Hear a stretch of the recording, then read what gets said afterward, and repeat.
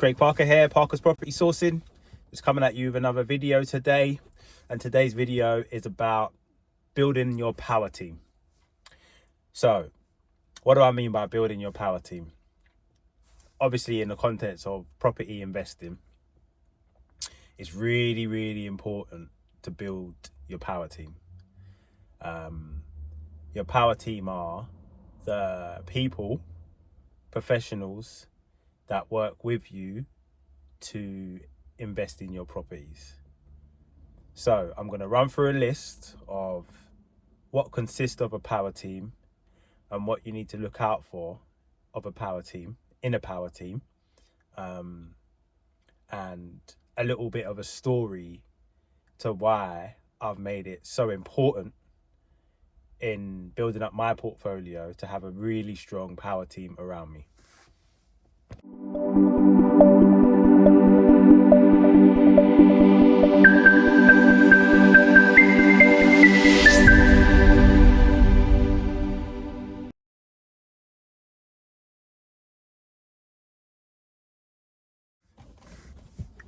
So when I say power team, I mean, your solicitors. There's no particular order, but your solicitors. You have to make sure that you find yourself the right solicitors who you can work with every single time you're invested in a property. Or even if you're selling a property also, because you also need solicitors for that. Or if you're buying someone out of a property, just anything to do with property where solicitors are involved, or if you need a survey done on a property, having a good solicitor team or solicitors is very important. The reason why I say this, and I'm talking from experience, I've worked with some solicitors in the past that were so slow and so, laid back. And I'm trying to, I've sold the dream to an investor, for example, or a vendor, for example, that I'm going to get this deal over the line very quickly, of which I spoke about in previous videos, or, just being empathetic and saying, look, I might not be able to give you the price, but I can get this over the line as quick as possible.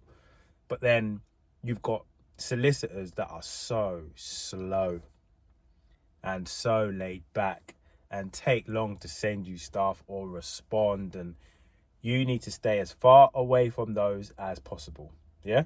Because they will jeopardize your credibility as an investor without even knowing it. And they're not doing it on purpose. Maybe they're really busy, yeah? And maybe they've got way too many cases on their hands. So they won't be able to act as your solicitors as quick and as efficient as you want them to. So the first person in your power team that you need to make sure that you get on board, that are good, efficient, thorough, but also very, very quick at responding and getting information out to you and getting information back to the vendor or solicitors or buyers, whoever it may be, however they're acting. But your solicitors are extremely important and are an important part of your power team that you're building. Number two is a mortgage broker. Also as important as your solicitors, to be honest. And your mortgage broker is somebody that will, find you the lenders and the loans, the bridgings, everything like that, deals, better interest rates to purchase your properties, basically. And I've had a few mortgage brokers myself. I've now found two that, are the ones that I will use. As long as they're still in business, I'll use them for every purchase, because they're open market, they're independent, they're open market, and they're as efficient as what I am and my solicitors are. So if I'm, again, trying to buy a property of someone that needs a quick sell, but the estate agent's like, okay, well, we need an agreement in principle today from you to get this property off the market, I can call up one of my one of the two of my mortgage brokers and say, look, this is the situation, this is what I need, can you get it done? And by the time I put that phone down, I know that they're on the case and I haven't got to worry about it. And hours later, I'd get an email with an agreement in principle, yeah? As long as everything stacks up correctly. That's the sort of people you want, yeah? That's the sort of mortgage broker you want on side. You want them as quick and as efficient as your solicitors, but also you want them, you know, open to ideas. You want them being able to understand what you're trying to achieve. I'll tell you a story. Yeah, we're on number 2, part of the power team, but I'll tell you a story. When I was trying to go from one of my first properties, I was in sales, and I was most of my money that I was making was predominantly through commission. So I was on a really low basic, but then my commissions was really high. And I was trying to get a property over the line. And at that time, the lenders that were available to me, that with the mortgage broker that I was using, wasn't open to market, was taking in my wages into consideration. And when I sent over my pay slips, my 3 months pay slips and my bank statements, to help me get myself a mortgage in principle, the lender came back to me, or the broker came back to me a few days later, which was very annoying, but he came back to me a few days later and said, I'm not going to be able to get you a mortgage with the wages that you're on, because, the majority of your earnings is through commission. The lenders that I've got can't take your full pay packet as your earnings because your commission isn't guaranteed every month. Okay, that's fair enough, and that sounds like a little bit of a tongue twister, but bear with me. That's fair enough. That's not the problem, yeah? But it's the time and length you've taken to get back to me. I've put an offer in on somewhere, yeah? And you've then taken a few days to get back to me, and then when you've got back to me, you said you can't. Those are not the people that you want in your camp, in your power team, yeah?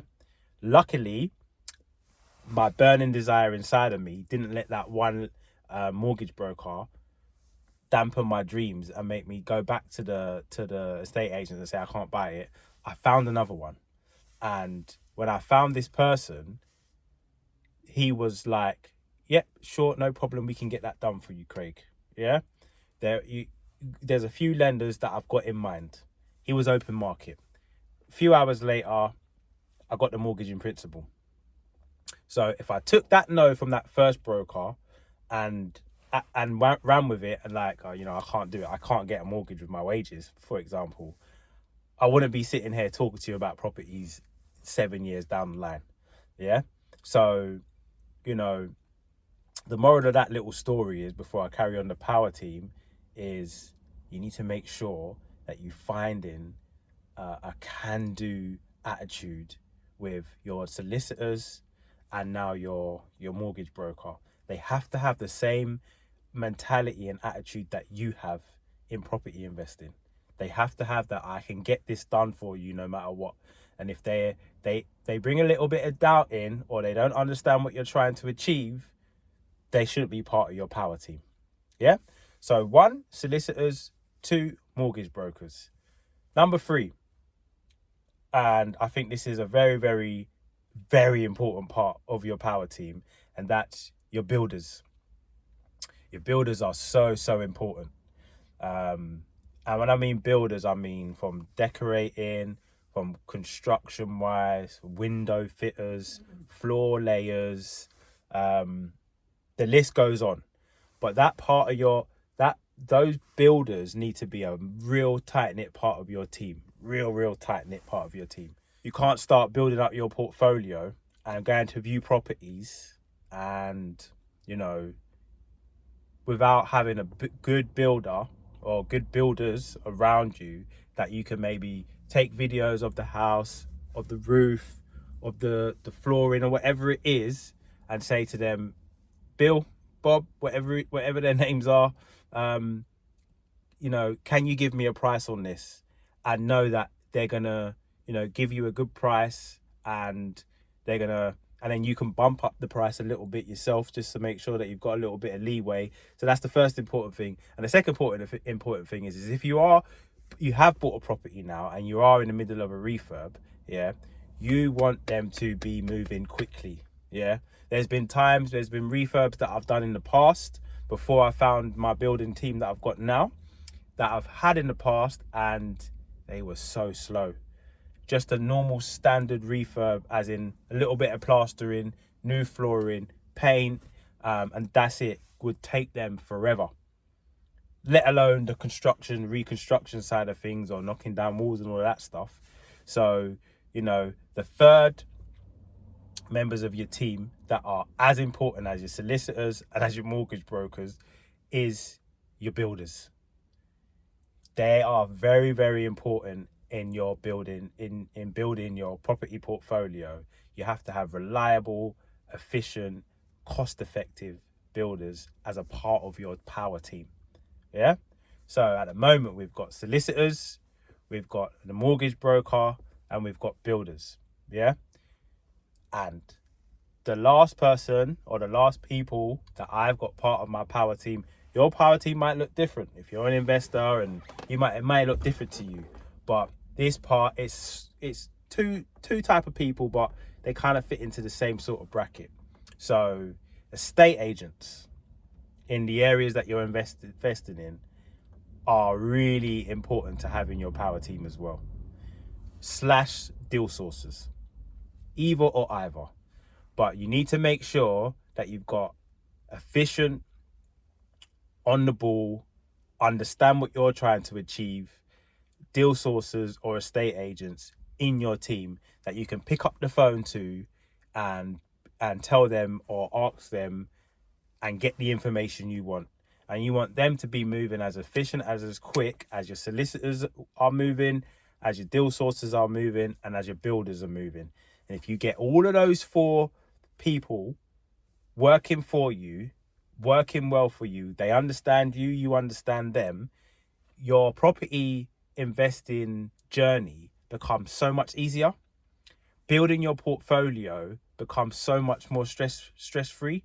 You are going to have hiccups. There are going to be things that that catch you out, or that go wrong. This is just life. This is just normal. But if you've got a really strong power team that you trust and that know you, and you know them, it makes life so much easier.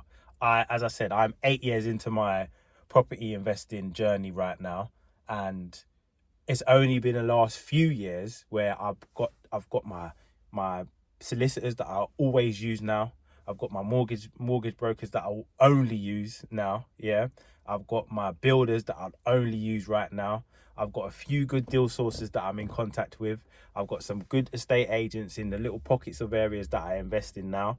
And also with estate agents as well, to keep them good and keep them on side and you have to have them in your team, is when you want to let the property, you want to make sure that they're efficient as well. They're getting that property let for you as good as possible, and they're vetting all of the tenants before getting them into the property. Like you just have to know who you're working with, from the front to the back. Yeah. So just to round off this video, building your power team will be the most effective tool for your property investment journey. Even if you only buy 1 or you buy 100 properties, you need to make sure that you've got these 4 people around you that will enable you to get your property deal over the line so much easier. First of all, no particular order, but the first one would be your solicitors, your surveyors. They're very, very important. Second one would be your mortgage broker, preferably someone that's open market, that don't just sit in an estate agent that sits in the back office, and that's you need someone that's independent, open market, and that can get you access to a variety of lenders depending on what you're trying to achieve. Number 3 would be your builders, from your decorators all the way to construction, full refurbs. They're very, very important to have in your power team. Get yourself some good, reliable, cost-effective builders.